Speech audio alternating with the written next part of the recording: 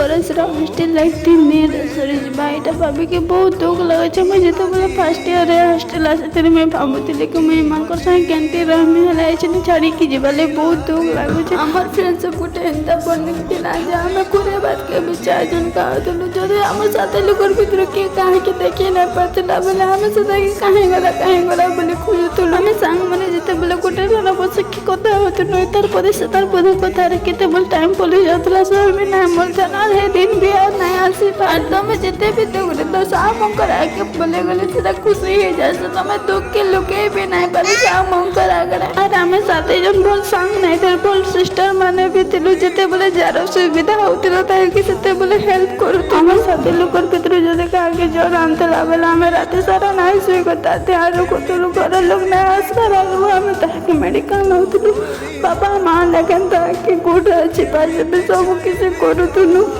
इटा आम last Holi last पर संक्रांति थी आम के रात 10 बजे पणा संक्रांति नहीं कर पार सब मिसी आम 3 बरस खाली मजा मस्ती नहीं करते मजा मस्ती संगे संगे आम पढ़ापढ़ी भी करूँ। आम 6 भर जब किए बुझी ना पारा बेले आम से 10 थर 15 थर तक भी बुझाऊलु केमती बोली पारे मोर हॉस्टेल लाइफ के हॉस्टेल गला बेले तो सब अलग अलग हो किए कहा कि देखी भी पार्बा कि निजे किए जानी।